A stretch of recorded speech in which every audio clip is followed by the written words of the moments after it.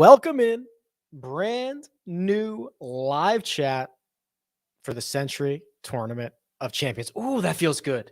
Oh, that feels good. This hour or so, or however long this takes, this time is yours, right? So go ahead, drop your questions, comments, concerns in the chat. If you want to talk about fantasy lineups, you want to talk about one and done, you want to talk about ownership, you want to talk about outright bets, I want to talk about the golf course. I don't care. This time's yours. So fire it up. We will rock and roll.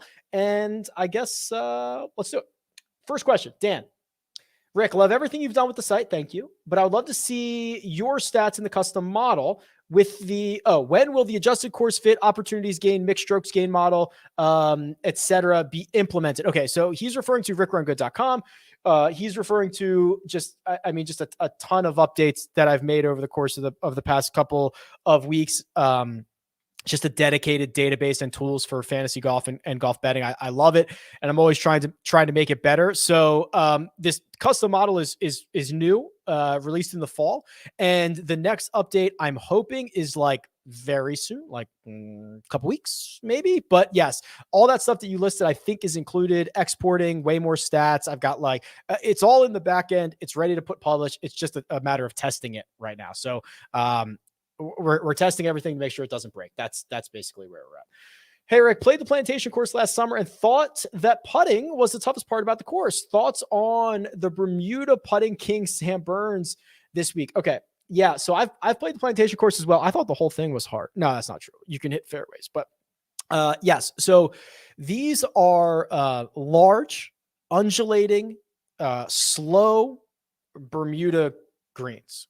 Right. Which means a lot of things. The undulation, the weather, does it go to the ocean? Well, the ocean's all around you because you're on an island. Like it can be a little bit confusing to read. Also with how large they are increases the rate of three putting, and trying to like read the grain and understand the grain of like Hawaii and Bermuda grass is like not always the easiest. So I actually kind of do like experience a little bit around here. But yeah, so what Hayden is referring to is like who's the best putters on Bermuda. So if you go to the Holy Grail here, how far back do we want to go? Like 2020? I mean, what's a big enough sample size? And then we'll just look at everybody in this field over on Bermuda grass, and you'll find it's Tom Kim, it's Matt Fitzpatrick, it's Sam Burns. Sam Burns has the biggest sample size of all those guys, 122 rounds. The only other guy who's gaining at least a half a stroke per round is Mackenzie Hughes, 106 rounds there. So Tom Kim, number one,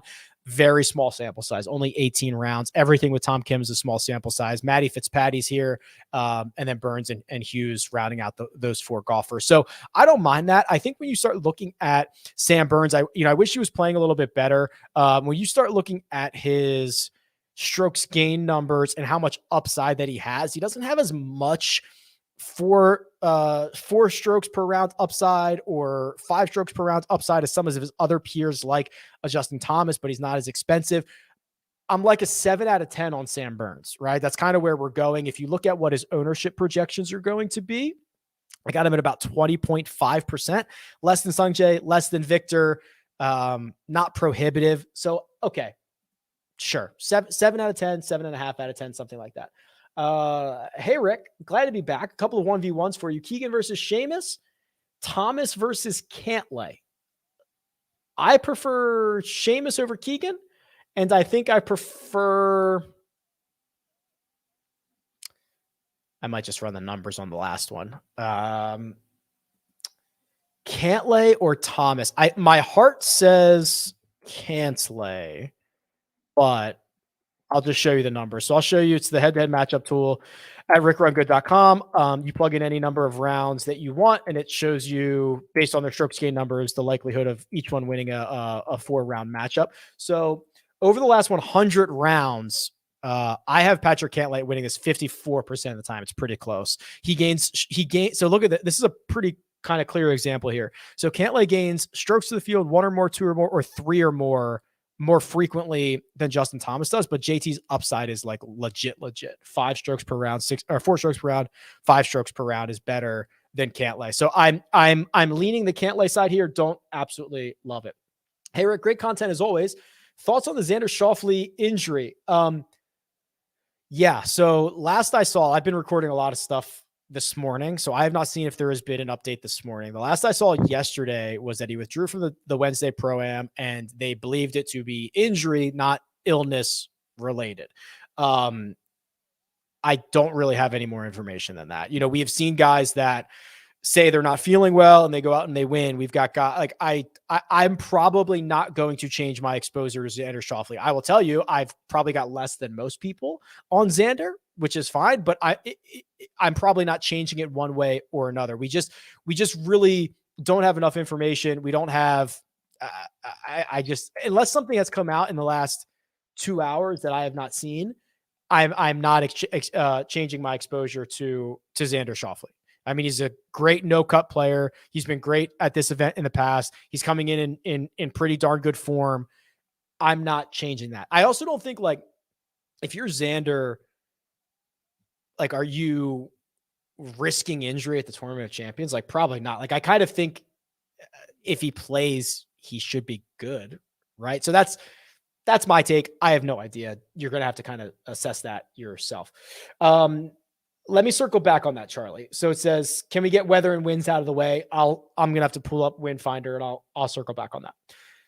Having a heck of a time choosing in one and done. Is it too early to use Morikawa or Xander? Well, I think if you're in a one and done situation, you should probably not use Xander based on kind of what we just talked about here. But I think it's a little bit too early to use those guys. This is a really, really awkward event, right? So you've got a situation where, guys have played a lot. They've played a little. They got married. They had babies. Some are using new equipment. Like, it's the first event of the new year. Some guys use it as a vacation. It's just a really weird one to try to cap. So I respect the fact that it's $15 million for 39 golfers. I think that we are going to get to a lot of other spots on the calendar where Collin Morikawa or Xander Schauffele are great options at larger purses. I think I've basically been pretty clear about this. Like, I'm probably just going to play Cameron Young. I'm trying to walk the line of legitimate high upside, which I believe Cameron Young has, and I can show you that he has. Strokes gained over the last 100 rounds.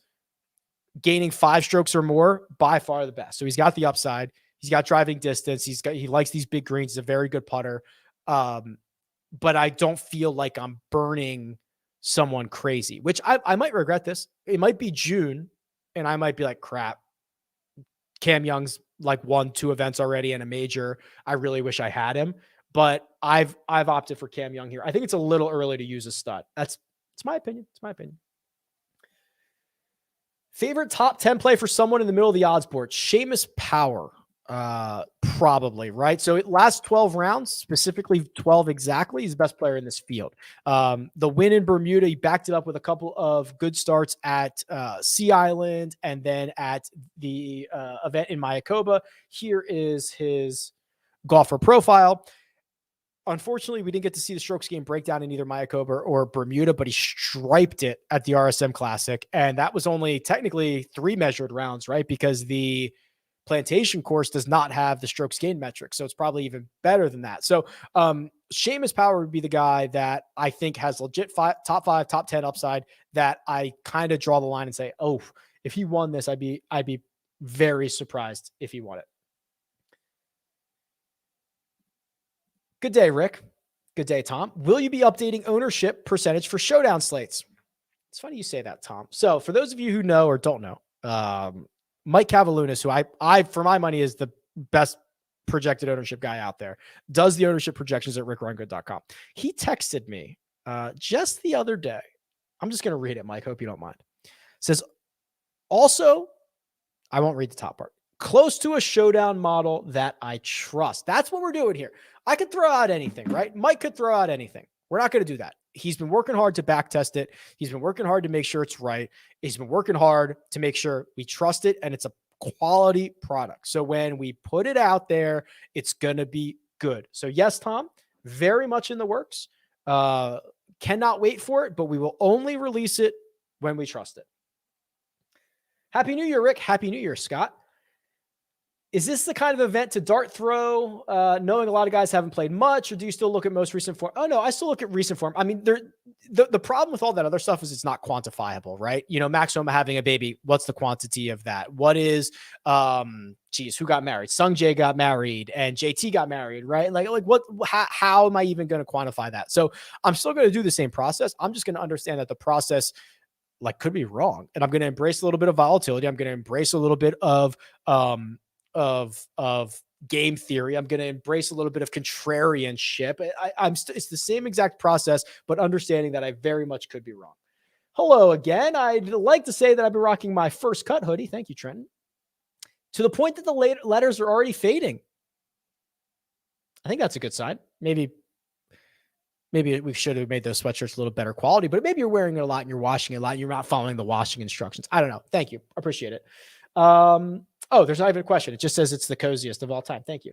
Any red flags that we should about what players have been up to since the last tournament? No. Not quantifiable. Correlation is not causation. Can you buy into either one of these theories? Aussies mash here equals Adam Scott lock.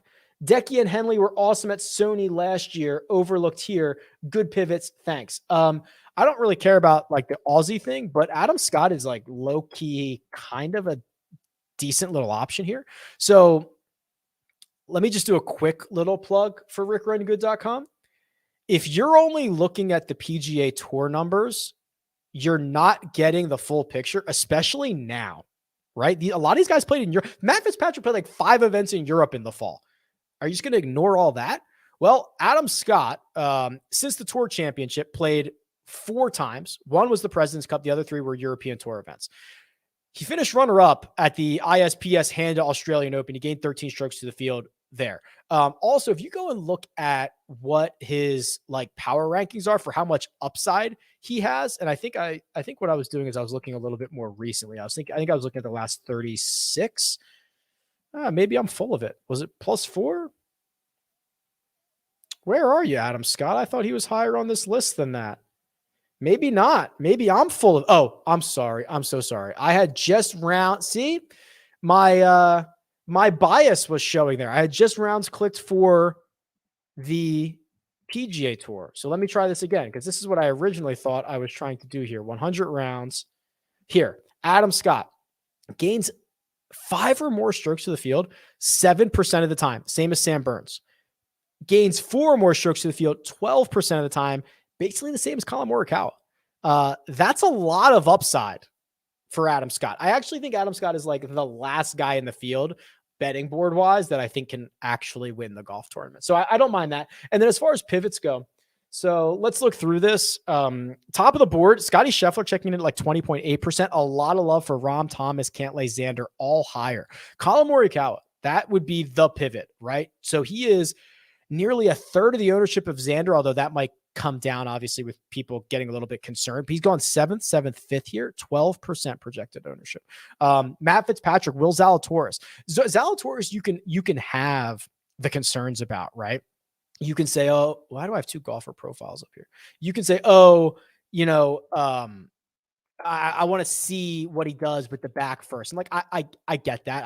I don't mind that at all. But Fitzpatrick's been great. Right. He's played a lot. He's got he's got the runner-up finish at the Italian Open. He finished 5th at the DP World Tour, played well on the PGA Tour when we saw him. Yeah, I know he's making his debut. I know it's not the best, greatest spot in the world for him, but he's 9% owned in a 39 golfer field. That's kind of crazy. Then you go down a little bit. I made the argument in my newsletter. So if you go to rickrungood.com/newsletter, there's a link in the description, that if you're playing either Spieth or Hideki, you might as well just play Hideki, right? I have zero idea what either one of those 2 guys are going to do. Hideki's at half the ownership. So something to consider there. Oh, okay. Well, I already answered that, so I will move on. Is Hoagie long enough? Tom Hoagie, is he long enough? I don't think that. I want to be very careful about how I say this, because driving distance is not that important to me. Yes, I would like it. Yes, it is correlated. But I think when you start looking at what happens at this course is that you get guys who are short, who are hitting it 360 and 370 and 400 yards because the ball is going to land and roll 70 yards down. It's just like a lot of guys end up playing from at least kind of similar positions. And then you start looking at the opportunities that Hoagie puts together.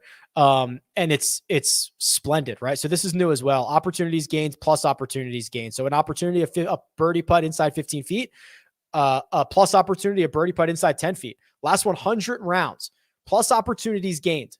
Scotty Scheffler, number 1, he's pretty good. Justin Thomas, number 3, he's pretty good. The guy in the middle, Tom Hoagie. Just pure opportunities gained. Colin Morikawa, number 1, he's pretty good. Number 3, Scotty Scheffler, he's pretty good.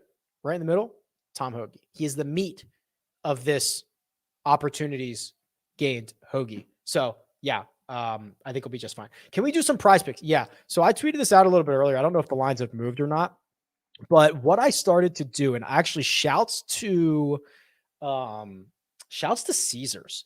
They had first round score lines, which is awesome and not something that I've seen them do quite a bit. So what I did is I compared the odds and then looked over here. So John Rahm under 67.5 on Caesars is minus 145. That's still his line on PrizePicks. Sung Jae Im, he did move.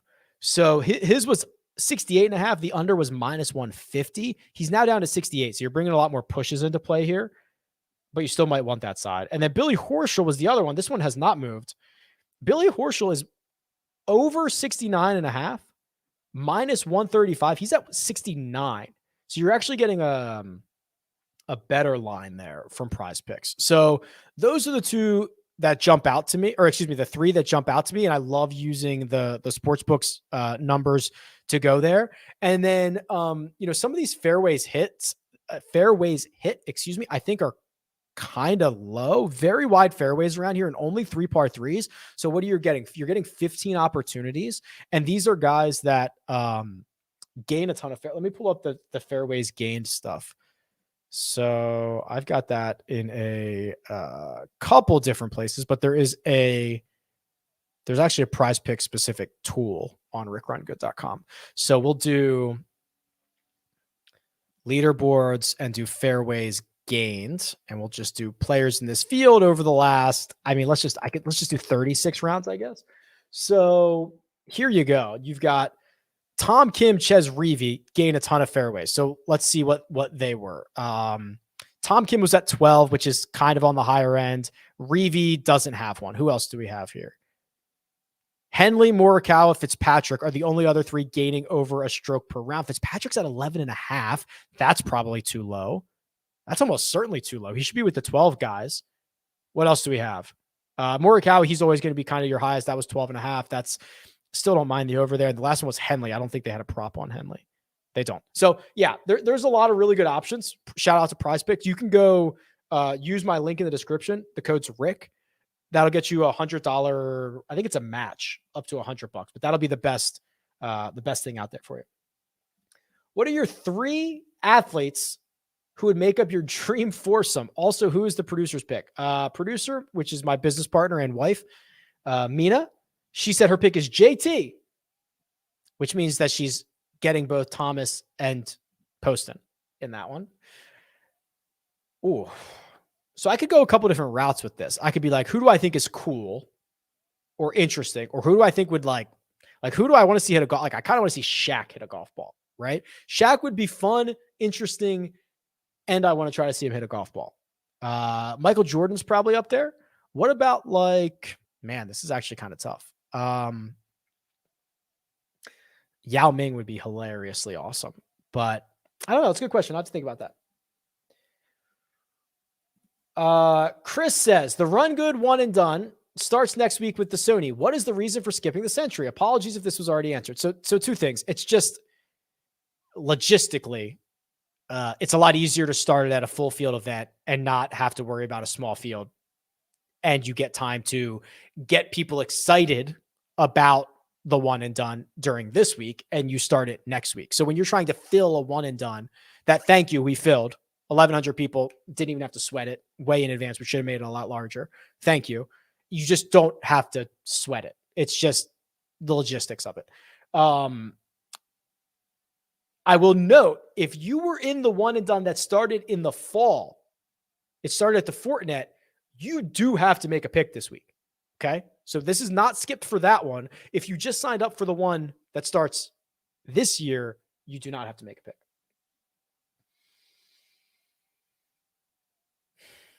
Thoughts on the trophy this week? It's okay. I like the crystal aspect of it. I like the color aspect of it. It's nice and blue. It's a whale jumping out of the water, right? They have it on display. So if you actually go, you can go see it. If you go to the Plantation Course and walk in, I don't know what that building is. It's right there by I think it's the 18th tee. It might be the first tee. I don't know. It's upstairs. It's down at the end of the hallway before you hit the downstairs. It's right there. You can go see it. It's pretty cool. It's solid. Solid. It's not my favorite, but it's good. FanDuel allows you to bet top 10 players, top 20. Allows you to bet top 10 players, top 20. Looked at it last night. Didn't seem too difficult to get like 20 to 1. Am I being a fool? I don't know what that means, what that means, Mike. I'm sorry. I don't understand what that means. Do you think Seamus Power will be too popular for a single entry play? Let's look. So Seamus is 20%, and this is for like 150. No, I don't, because I think that there's going to be a lot of Ys, a lot of Sahith that also get involved there. I think we'll be okay. I don't think he's going to be too, and also because you do have Tom Hoagie as kind of the backup plan for even cheaper. I think that keeps the ownership for these guys in check. I think that's okay. Hey, Rick, is there a way to filter how many people defended their titles each year on RickRunGood.com, like a finishing position in a title defense? No, but I'll write it down and see if I can do it. So title defense, strokes gained title defense, right? What do we want to call it, Brett? You can name it. Okay. So I told some guys, so I was working with some guys this off season, just like getting new data, getting new stuff. And I was like, we're at the point of golf stats where you could name them. Name it. So Brett, this is yours. What do you want to call it? Strokes gained champ, strokes gained title defense. You name it. Let me know. How negatively do weights on course history in the model hurt golfers who have none? Just say I put 25 on Kapalua. Will most of the debutantes be toward the bottom? Not necessarily. If that's no, well, you said you put 25 on it. No, it'll basically look at their other baselines and give them credit for that. It will not necessarily hurt them. It just will like kind of replace it with a more generic version of it. I can send you the actual logic of it, but I would not be that worried about that. Why is Hoagie projecting so high? Very cheap and very good. That's probably why. And we've also had a lot of time to talk about this, right? This is now, I mean, what did salaries come out? They came out Friday, an hour before the deadline, which is just insane. So we've had a lot of time to talk about this, and guys just catch a lot of steam.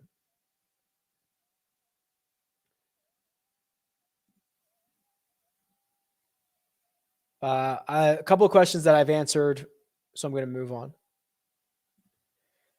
A tad confused about the Run Good and season-long fantasy. Do they both not start until next week? That's right, Josh.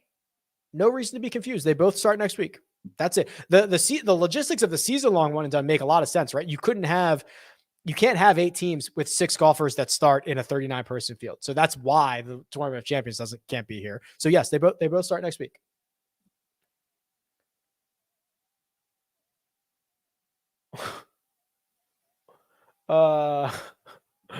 I'm going to skip that one. I haven't done any research this week. Who will come in 1 through 6? Okay, no problem. That's very, very simple. Let me look through this. So it'll go exactly as follows. Victor, Justin Thomas, Seamus Power, Matt Fitzpatrick, Cameron Young. Oh, and then it'll be Adam Scott. Market.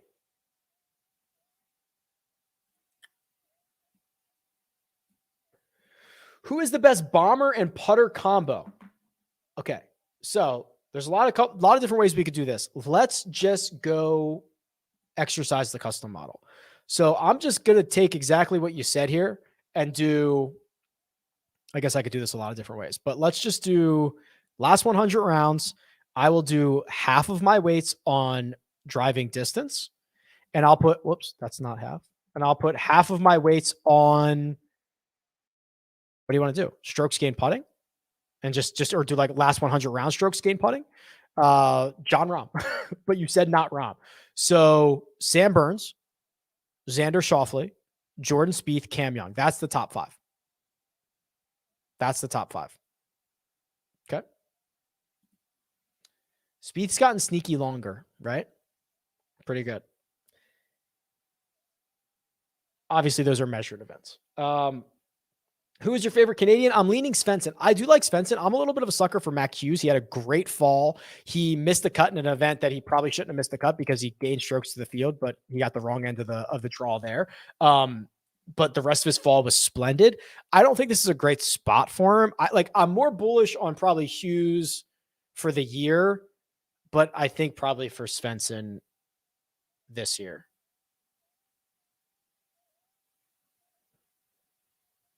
Hey, Rick, how's the golf game going? Hope you're getting out there. It gets more difficult in your middle-aged years. Yeah. I'm playing a bit, and we have the simulator at home now, which just my wife wins the Wife of the Year award every single year because of that. But yeah, I'm listen, I'll tell you exactly where I'm at. I'm pretty happy with my game. I'm like a 7. I got to fix the driver. I can hit it great, but when I'm making double, it's because I'm not driving it well. So I'm going to get some lessons. I'm going to find an instructor. I got a lot of great recommendations on Twitter, and I'm going to get some lessons for that, especially specifically for the driver. Hey, Rick, welcome back. Thanks, Chris. You as well. Are guys like Tom Kim and Morikawa's strengths like driving accuracy minimized on a course like this? Yes, for sure. I mean, yes, of course they are, because everybody's going to hit the fairway. It doesn't mean that's not helpful. Right. And those two specifically are like literally 2 of the better approach players in the world statistically. So I wouldn't be that concerned about it. And then lack of distance. Again, I kind of mentioned it earlier. Like I don't think it's a big deal if you're not that long. Favorite leverage play above 9,000 has to be Colin Morikawa, right? Has to be. Maybe not. Fitzpatrick or Morikawa.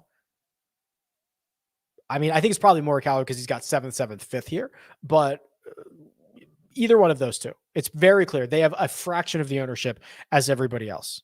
Low key, Scotty might win this thing. And he's 20%, which is at least way below John Rahm, way below Xander, decently enough below Tony Finau. Love the new haircut, Rick. Thanks, Stu. A little high and tight on the sides, a little long on top. Appreciate it. First time one and done tips. Play your position, right? So if you get ahead, if you get up towards the front early, front run, pick the favorites. Don't do anything crazy.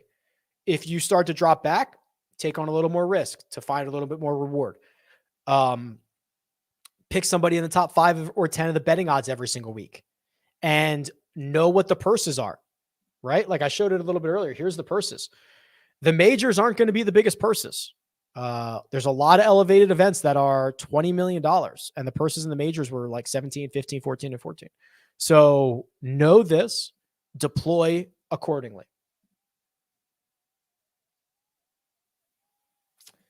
Saw a video. I saw this too. That Finau has made a swing change. Given how he was playing, do you think it'll have an effect?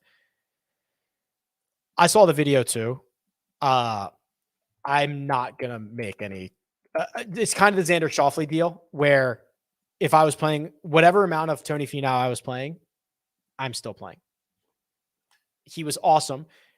Think about this. If you're awesome and you just won 3 times in like 9 starts, you're not putting a swing change into play unless you like really think it's going to help you.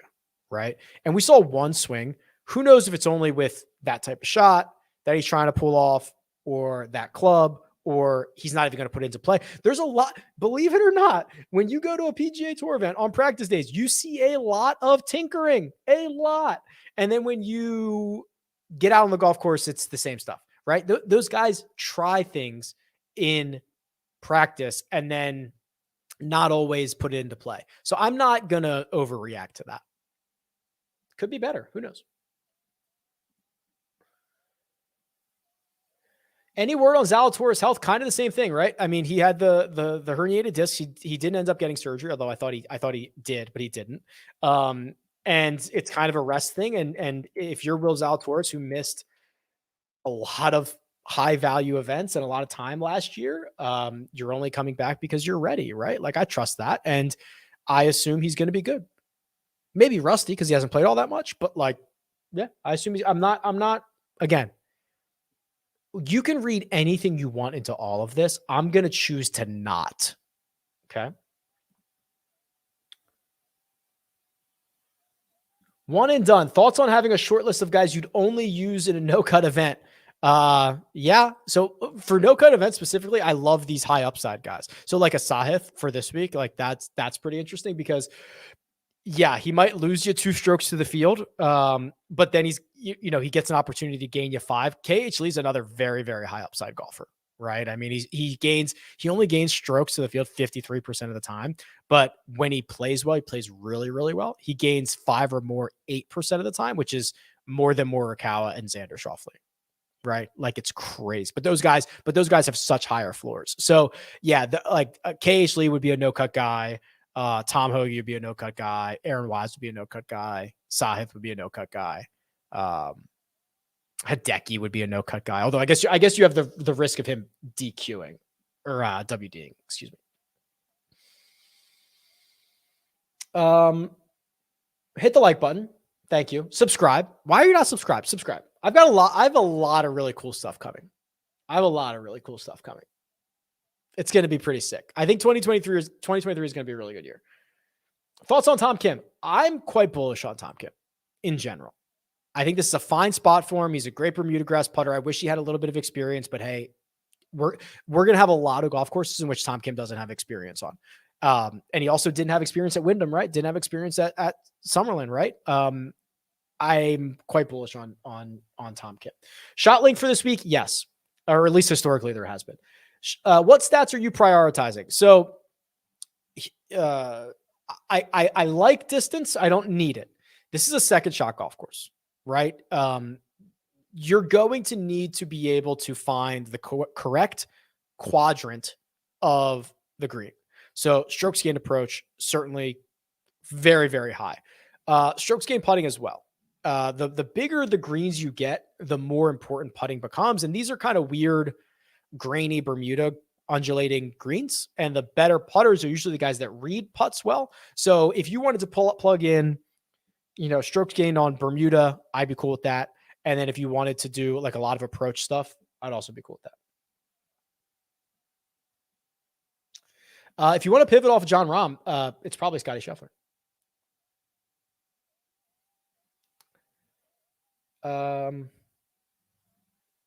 Is this a good fit for Hideki? Interesting. So, I mean, what I do is I do the course key stats, right? We find out what course is the best for them, or what stats are the best for every single golf course. And then you can plug in any number of rounds that you want and say, hey, what's the adjusted course fit? So let's do 100 rounds, because for Hideki, like, it was a weird year, right? Let's reset everybody back to their baseline.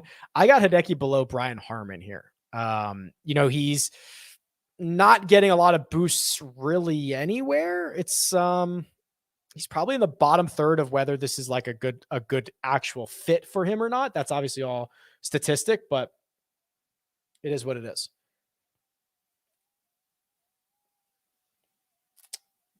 Please do not ever make a change to the one and done, making it only one entry so everyone is on the same playing field. Yeah, that was important to me. So it was important to do a single entry, and it was important to do flat payout structures. Instead of throwing $80,000 up top or whatever, to do flat payout structures was pretty important. Also, while we're here and I'm thinking about it, I do have one other request, because I think this also helps everybody. I've been using Brothrow, which is just a matchmaking betting app. That's all it is. It's not a sports book. It's not a bank. So that means it's available in all 50 states. It costs nothing to sign up. We have a group that is actually getting pretty sizable, where you can bet with each other and just people in the group. There's 216 people in the group, and there's like a dozen people waiting for me to approve them because it's invite only. But look at this. They have, and this is what I like about it the most. A lot of places will disrespect the PGA or the golf. They have like every possible matchup that you can imagine. So what I'll actually do is I'll put my money where my mouth is a little bit here. Let me find a good example of this for a matchup. I'll take, I don't want Tom Kim versus Sung Jae, but I'll take Tom Hoagie versus KH Lee and it's juice free. There's no vig, which saves you so much anyway, right? I'll put this out here. I'll put out a $10 wager for guys in our group. So I'll make it private and I'll post this like 5 times. So what will happen is if you want to go grab, oh man, I got to go pro. I got too many bets out there. All right. Well, I guess I'll have to go pro, but go, if you want to snatch up the other side of that bet, you can go grab it. There's a link in the description. I think it's just brothrow.com/Rick. That gets you into our group. But if we can build a big enough community over there, it'll end up being really, really good. I guess they got to upgrade me to pro. Numbers and lines aside, who are your personal favorites this week? Scotty Scheffler, I'm like certain is about to win. Victor, probably JT. I guess Rom is in there, but that's like so easy, right? Like that's so easy. So I'm going to skip Rom, but like, we'll just call it an honorable mention. And then I would say, Sung Jae is probably up there and Cam Young are probably the ones that are up there.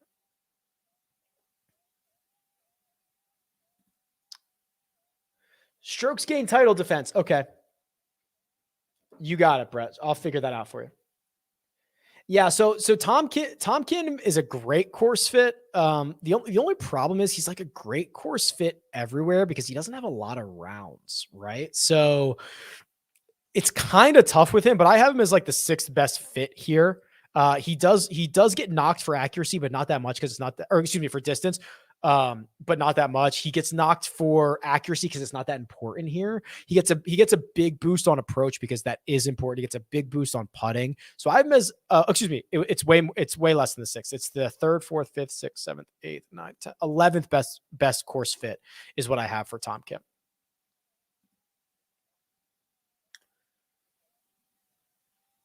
This just says LFG. Any first round bets that you like? Yeah, Cam Young. So listen, I keep going back to this tool because I'm so happy with it.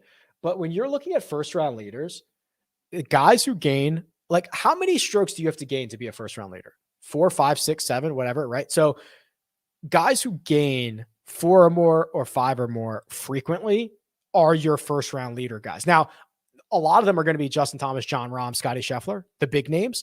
But look through the guys that have lower salaries because you can probably get longer odds on them. So, for example, Aaron Wise gains 4 or more as much as Sam Burns does. $1,000 less, probably get pretty good odds on him. Scott Stallings, JT Poston, same thing. So use this. You can also use the Holy Grail and just look at like, I'll just go to strokes gained by round and I'll do just round 1. And we'll look at the best players in the field. I mean, Jon Rahm, Patrick Cantlay, Xander Schauffele, no surprise. Russell Henley, pretty good, right? So Russell Henley, there you go. You know, you got to gain 6 strokes in a round to be the first round leader. Victor's actually pretty good too. Seamus Power's actually pretty good. So yeah, flip through, go look at that. Have a good time.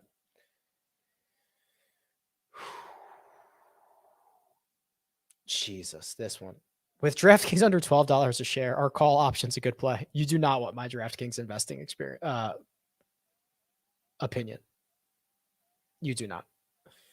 Can you do a Scheffler and Cantlay head-to-head comparison? Yeah.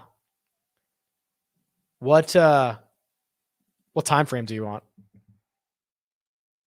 By the time by the time you get to this, like I'm way behind. So don't worry about actually answering that. So I've got Scheffler winning at 52% of the time in the last 100 rounds. If we go to 36 rounds for these guys, goes in favor of Patrick Cantlay pretty significantly, 61%. That's pretty big considering two top tier talents. If you go 50 rounds, I bet you Scotty makes a little bit of a comeback here. Yeah, he does. But still 55% in favor of Patrick Cantlay. So Cantlay is probably the play. I bet you Cantlay wins this matchup more often, but I bet you Scotty wins the golf tournament more often. More often. How much are you discounting first-time players? Like 6%, not much. Do you think this sets up well for Keegan Bradley? I don't really think so, right? What's Keegan's game? Keegan's game is total driving, which I don't think he's going to get an edge here. He's a pretty good approach player. Don't get me wrong. That's fine. The putting has been better, but it's still not very good. So I don't think this is a great spot for him. I think there's going to be a lot of other spots for him. Bro throw is pretty fun. Yeah, I agree. What is Henley's projected ownership at? I've got Russell Henley at 13%, which is about what everybody from 7,500 to 8,000 is. Pretty standard stuff there. Aaron Wise, Sahith, Seamus eating up a lot of that. Could you sort to find out who the best players are in quote unquote birdie fests? Yeah. So the way that I would do that is, hold on, let me clear my weights out of the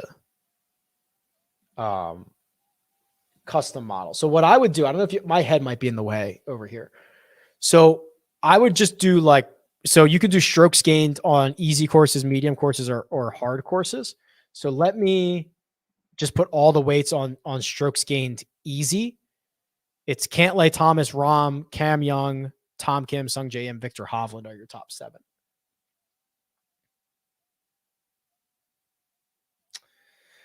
This says another marketing shill with bro throw. What a sellout. Not what this used to be. You realize like it costs nothing to join that, right? And doing a partnership deal that I believe in, which is what I've partnered with, PrizePicks, Jock Market, and Bro Throw. It's like very, very slow. You should see the stuff that I turned down. It's good for the community to all be in that group.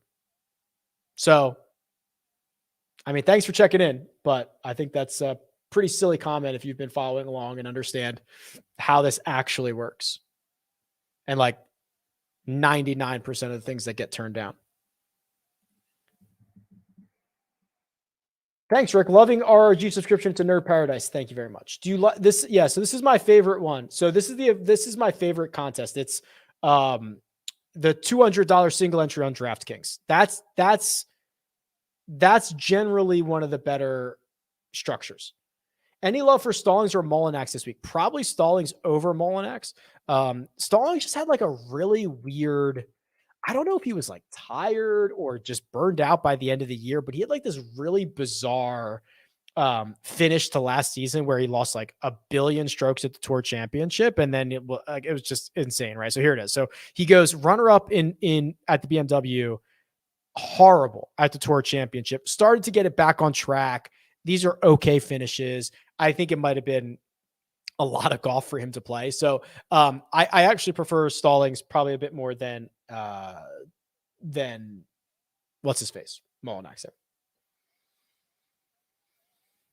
Yes. So this question is, are you concerned that Tom Kim's putter is going to come back to earth? And the answer is like, yeah, for sure. Right. I mean, he is statistically, so like, let's just look at this together.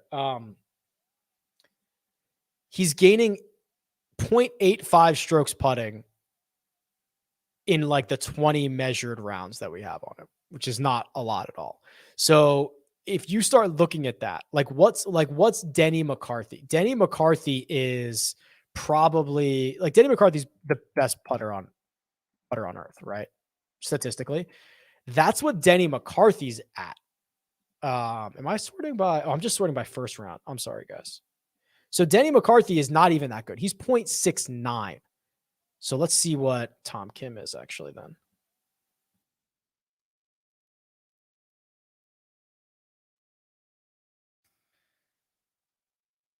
Okay, sorry. So Tom Kim is actually not nearly as good as I thought he was. I had a rounds one filter in there, but he had a couple. He like Wyndham, he gained like 13 strokes putting.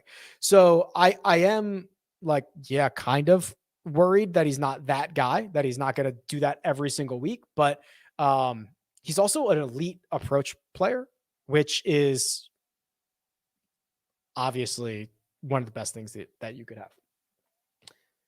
Spieth projected ownership, I think, was like 22%.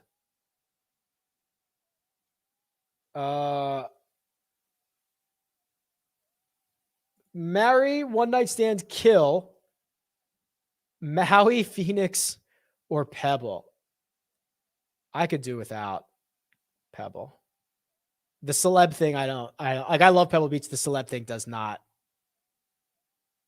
doesn't work for me. Phoenix would be one night stand and marry Maui. So good. So good. With free bets, I must place this week. Do you think there's more value or futures for majors? Ooh.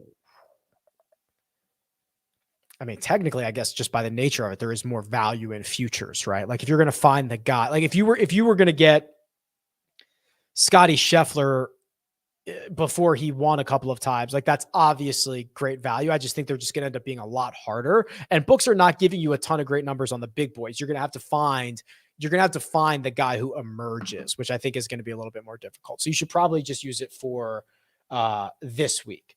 There's a question here about Aaron Wise. So let's do Wise.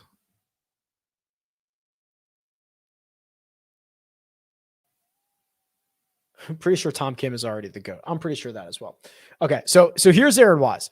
And if you've been following this at all, like clearly we are trending in such a good direction for Aaron Wise. He's been phenomenal from tee to green, and he's fixed the putter. He just has to marry them. He's kind of married them, right? He finished 6th at the CJ Cup by gaining 4 strokes in the ball striking categories, 5 with the putter.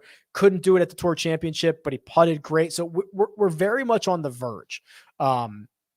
I think there's probably better spots for him. I don't think this is a great spot for him, but I can't wait to see what he does over the course of the next couple of months. All right, I've answered a couple of these. So let me circle back to a few of these. This says, are you emphasizing putting on large greens? So there's a couple of things here. 3-putt avoidance goes up, which is a stat you can look at and say, okay, who avoids 3-putting? I guess I can just show it to you. But the other thing is I want to show you something else as well. So let me see if I have this handy. Do I have 3-putt avoidance? I do. Okay. So give this a second to load here. This goes up on larger greens. So I want to make sure that we find somebody who is going to be, well, my screen recorder also slows this down so much.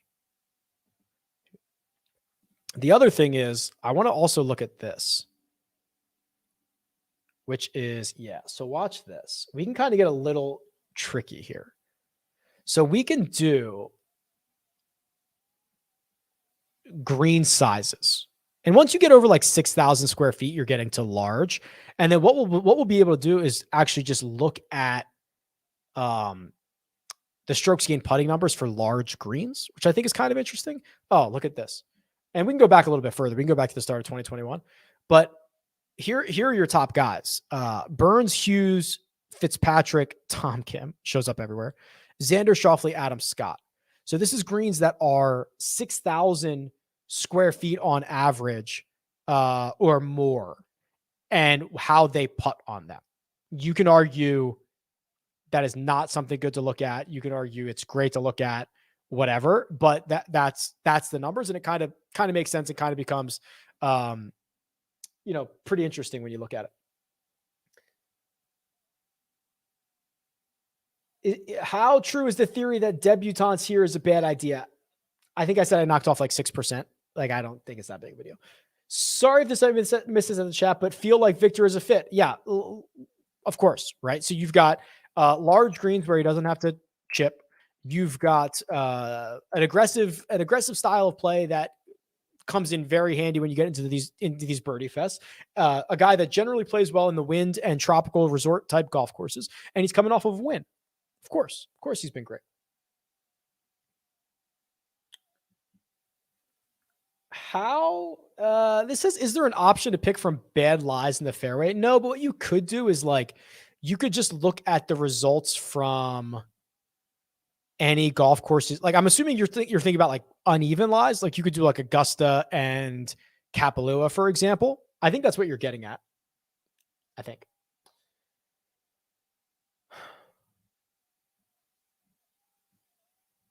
This is a good question. So good follow-up to if we look at it the other way. So remember this. This is Burns, Hughes, Fitzpatrick, Kim, Xander. Now let's go the other way and look at small greens and see if that matters. Kind of. There is a difference. Burns is still up there. Hughes is still up there. But you'll see Xander dropped, Fitzpatrick dropped, Scott dropped. And now it's Burns, Poston, Rahm, Hughes, Cantlay for small greens. So it did move. Guys moved out. Burns was great on both. It doesn't probably doesn't matter. Just a great putter or whatever. But those other guys did drop out and they did get replaced. That was a good question though. That's actually on me because there are so often that someone will send me a trend or something and be like, oh, the last seven of the last 13 winners have finished 19th or better within the last 6 starts. And it's like, cool. How does that compare to everything else? And it's like, they never have the answer. So that's on me. I should have followed up with that.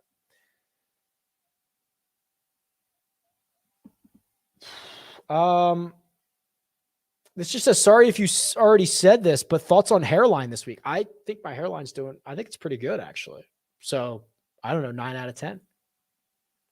Justin Thomas's projected ownership. No, Victor should not be the favorite. I mean, there's just amazing players here, but no. Justin Thomas's projected ownership, 26%. So, kind of one of the more popular options above 9K. John Rahm catching a hell of a lot of steam. As is Xander, but wonder if that tempers a bit for people who are on Twitter. Again, we don't really know. Okay, here's what I'm going to do. I was motoring through the questions because I'm always way behind, and then I got to the end. So I'll pause for like 10 seconds, throw in anything you want. We got a couple of minutes left. Otherwise, we can just get out of here. But I'm trying to think if there's anything else I wanted to show you guys. Yes. So what you should also do, I upped my email newsletter to twice a week. So you can sign up for this and get this in your inbox. It's rickrungood.com/newsletter. There's a link in the description. I make the case for and against Corey Connors. I look at matchups. We do strokes gained aloha. So the idea around this is that Mondays are going to be a review of the previous week, and then Wednesdays are going to be a look ahead to the next week. So sign up for that. Again, free. So you should probably do that. FanDuel allows you to parlay up to 10 golfers to finish inside the top 20 through some of the bigger names with Scott Hoagie Straka or Scott Hoagie Mullinax getting about 20-1. Okay, cool. Yeah, I mean, I'd have to go see the actual numbers for that, but the guys that you chose to sprinkle, I think, are okay. Will your time live likely be consistent each week? It's generally very consistent. It's generally 3 p.m. Eastern time on Wednesdays. I had to push it a half hour today because I was coming from a different commitment. I will also say when I travel to events, I might have to get creative on timing. So I will definitely be at Torrey Pines, Riviera, and Phoenix. That's kind of the start of the schedule. We'll see where we go after that. Those are the weeks that the live chats could change because I'll be probably doing them from hotels, but that's about it. All the links are always in the bio. Everything you need is in the bio or in the description. In the bio. Everything you need. All right. I'm starving. I've done like 3 straight things. So I'm going to go eat lunch. I have no idea what it's going to be. Probably Chipotle, but we'll see. But I'm absolutely just cannot wait to eat. Okay. At Rick Run Good on Twitter. We're going to play stock market DFS tonight. It's Jock market. It's phenomenal. I should have spent more time on it. That's my bad. So we have a power hour tonight, 8:15 p.m. Eastern time. That's another live chat. We'll take you through it. It's splendid stuff. Highly encourage you to check it out. But yeah, appreciate your time. Talk to you guys soon.